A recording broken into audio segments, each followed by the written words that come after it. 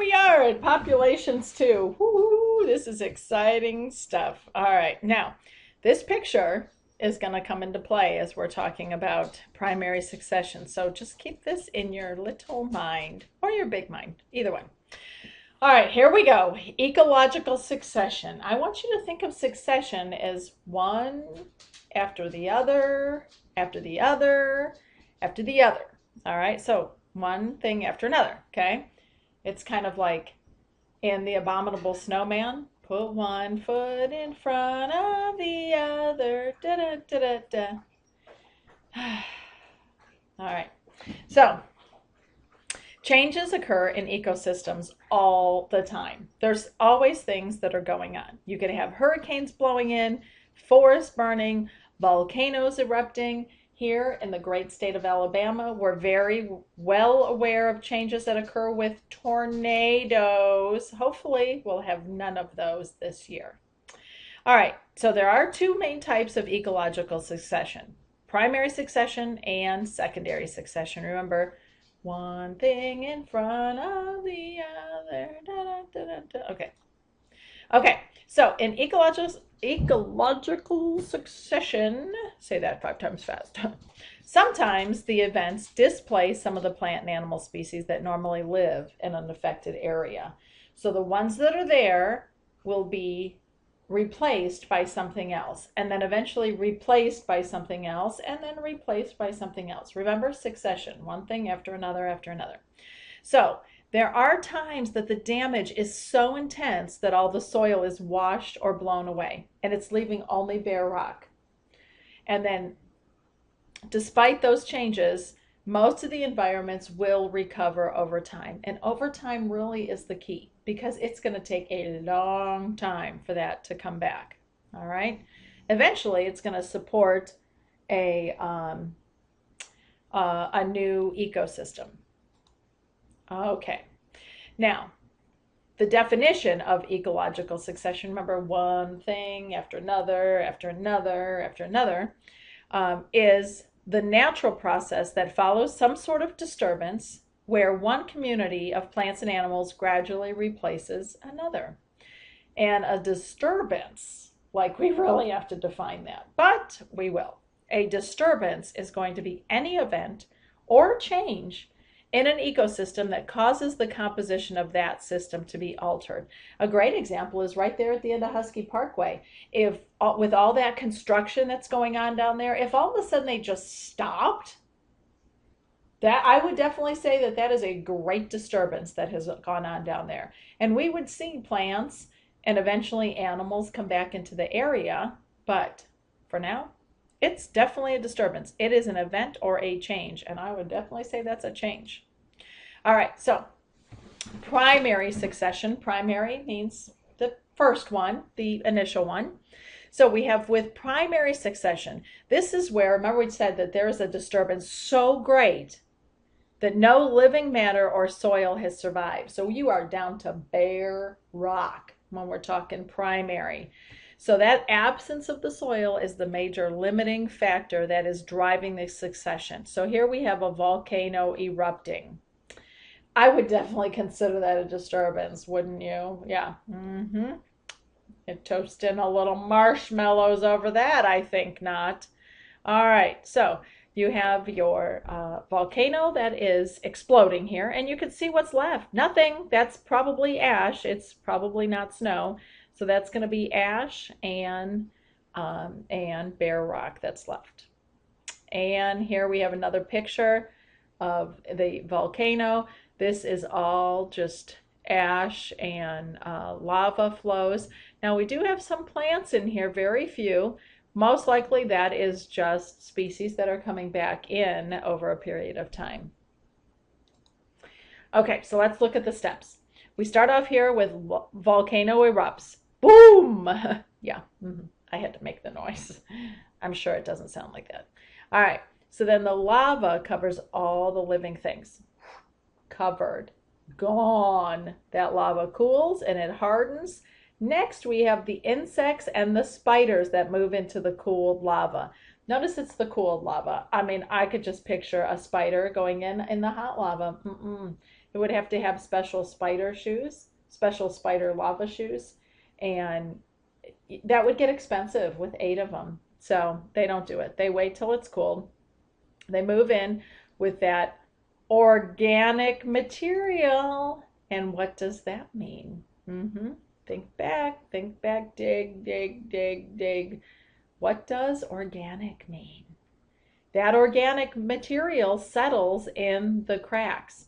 It blows in. It says it's in the air, blows in. So you have insects and spiders. You have organic material that's moving in. Now you have seeds from pioneering plants that begin to grow. Pioneering. Think Little House on the Prairie. You probably are too young to even know what that show is, but it's fabulous. It was my favorite. Oh my goodness. Ma and Pa and all of them. Mary and Laura. All right, so the seeds from the pioneering. Pioneer. Who's the first ones coming into the area? They're the pioneers.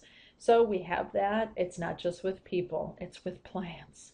So we have pioneering plants are the first ones to come in. They begin to grow. As they grow, there's more soil that accumulates because, of course, the wind is blowing and it's blowing more dirt in, more organic material.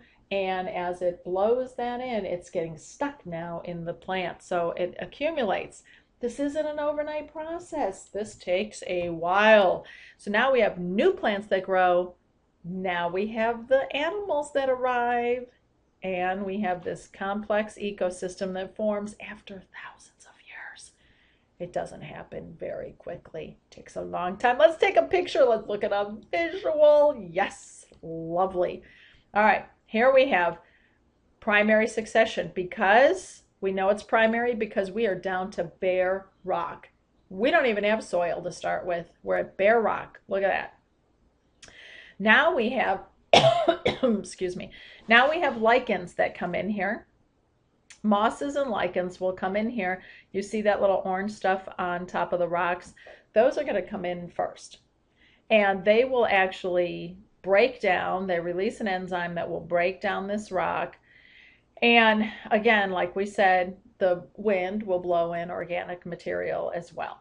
All right, so after the lichens, now we have small annuals and plants, small annual plants that come in there and replace the lichens. And notice down here it says the pioneer stages. Remember, that's like pioneers crossing in the wagon train. Woo! All right, so I guess I wasn't a pioneer ever. So, so you have these initial ones coming in here. Now we move into the perennial herbs and grasses. Notice they're getting larger and there's more of them. All right, so continue. Now notice we're looking at hundreds of years. That, like I said, this is not a fast process. Now we move into the intermediate stages. We've gone out of the pioneer and we get larger grasses, shrubs, and now you start getting into some of your shade intolerant trees. And then here we finally move into what's called our climax community. This is our final community. This is where this is supporting the big old trees there. All right. Again, our pioneer species. Dun, dun, dun, dun, dun, dun, dun, dun, dun, dun. Pioneer species, they're organisms that can live in a newly created barren or altered environment. So they're the first ones to come in. Doesn't happen in just primary succession, but the first ones to come in are the pioneers. They are the first to colonize an area in primary succession, but we'll see them also in secondary. All right, so the pioneer species will be replaced by other plants. They're not there always. Remember, the bigger grasses come in, and then the shade intolerant trees, and then we get the climax community eventually. All right, now we move from primary, which is first, into secondary. Secondary succession, again, we have some sort of disturbance that really super duper disrupts the community, but it doesn't remove the soil. So that is the key right here. Ding, ding, ding, between secondary and primary. Is primary down to bare rock, no soil. Secondary, we got the soil left, so there's one less step, but We got a lot of work to do. Look at this. This is clear cutting. This is man doing this insanity here. Cutting all of this out. We do this a lot here in Alabama because there's a lot of money in trees.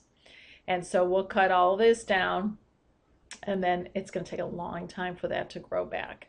And then here, a tsunami, same thing. Here we have soil left, here we have soil left, but everything else is gone. Okay, forest fire is an excellent example of secondary succession. After a forest fire, everything you can see, everything is just decimated. It's just destroyed here.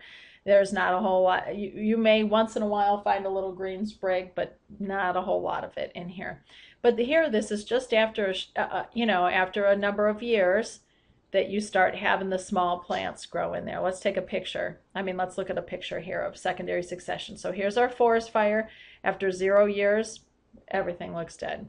1 to 2 years, you're already having your annual plants, those flowers that we just saw in there. After 3 to 4 years, you start having grasses and perennials. So you start having the perennials replace and the larger grasses replace these annuals. 5 to 150 years. Yeah, this is not an overnight process. And here we have grasses, shrubs, pines, young oak, and hickory. So we get up to these big, tall trees here. So we start off with smaller ones, and we're getting bigger and bigger and bigger.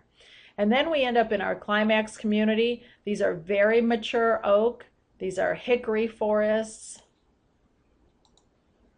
All right, so again, over time, the newly formed community is going to continue to change until it reaches its climax community. It's going to change. Eventually, it's going to reach this stage where all the organisms are in balance with each other and the existing abiotic factors, so the living and non-living factors, are all in balance with each other. And this stage is called the climax community.